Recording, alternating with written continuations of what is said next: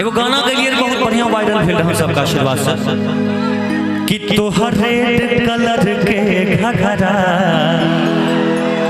आ गोरी पागल बनावता कि कजरा के धड़का देखेला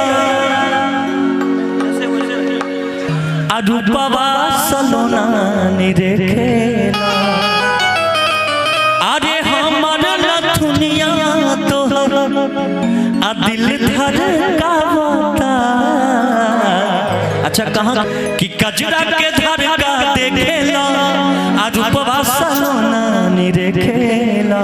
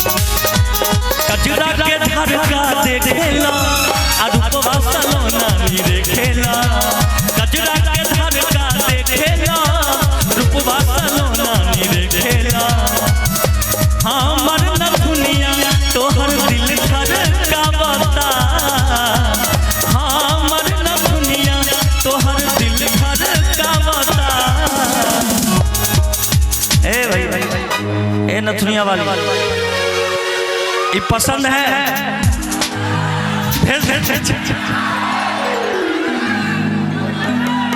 कि सच्चे प्यार के लिए कुर्बान है ये मधुबनी, सच्चे प्यार के लिए कुर्बान है ये मधुबनी, यारों का यार और दुश्मनों के लिए तलवार है ये मधुबनी।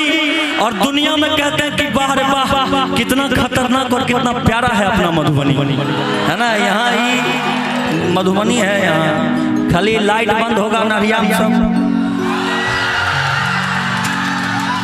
कि तोहर रेड कलर के घघरा गोरी पागल बनावता।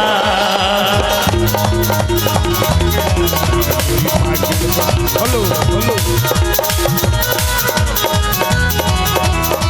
हेलो हाय रे वठ लाली हाय रे कजरा हाय रे वठ लाली हाय रे कजरा जान मारे झगड़ाए गोरी कहियो तू करबै कुमार झगड़ाए गोरी हाय रे वठ लाली हाय रे कजरा हाय रे वठ लाली हाय रे कजरा जान मारे तोहरो टूट झगड़ाए गोरी कहियो तू करबै छोटकी मारे गोरी तोहरे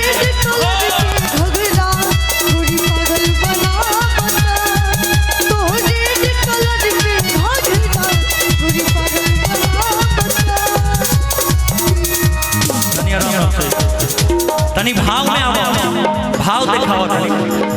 हमरा ओढ़नी के हवा तू सिंगार हो दिल न हमरो लागे धड़के बार बार हो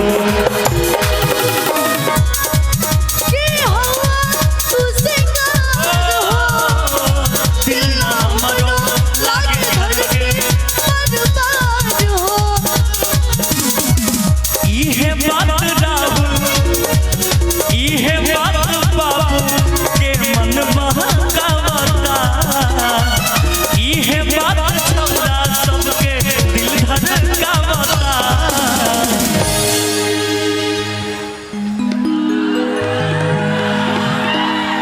एगो मैथिली में कहावत है छोटकी बाछी तड़प गेल गाछी आ एकर बुल्लू कलर के घघरा आ सबके उल्लू बनावता। एकर बुल्लू कलर के घघरा सबके उल्लू बनावता। तोहरे कलर के घघरा गोरी पागल बनावता। अरे जन्म में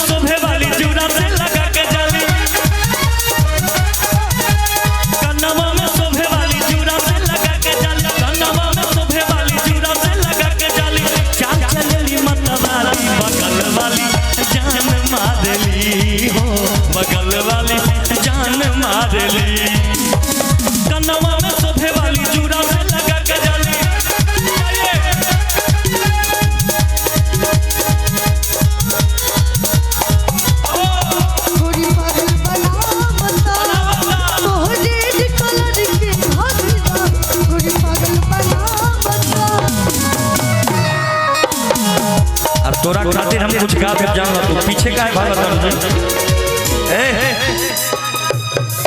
पीछे काहे भागते हैं आप? आगे रहिए। सब लड़का हमारा इतना प्यारा, सब भाई हमारे हैं, आप पीछे भागते हैं। आप आगे रहिएगा तो सब लोग एकदम मिजाज में रहेंगे। आप आगे रहिए।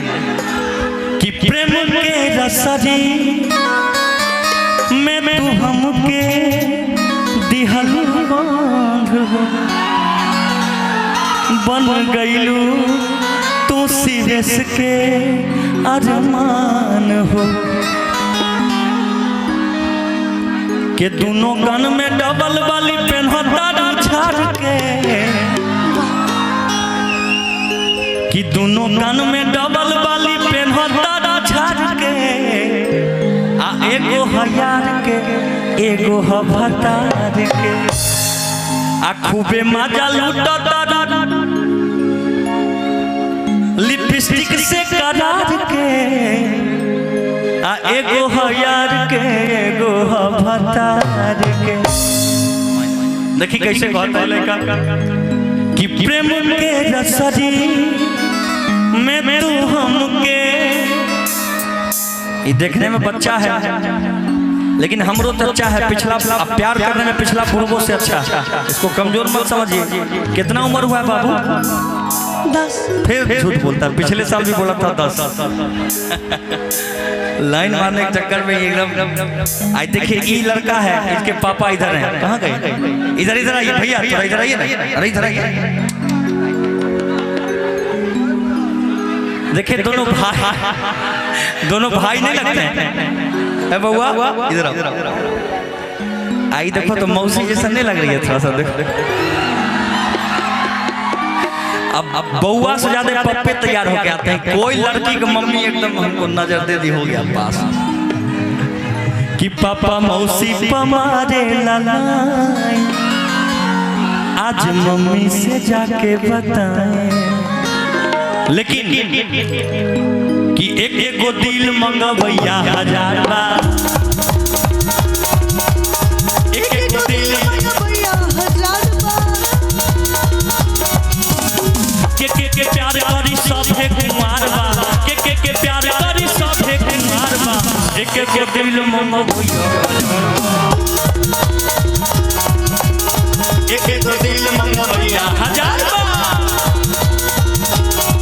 तो रेड कलर के घघरा गोरी पागल बना बना। तो रेड कलर के घघरा गोरी पागल बना बना। तो रेड कलर के घघरा गोरी पागल बना बना। तो रेड कलर के घघरा गोरी पागल बना बना। तो रेड कलर के घघरा गोरी पागल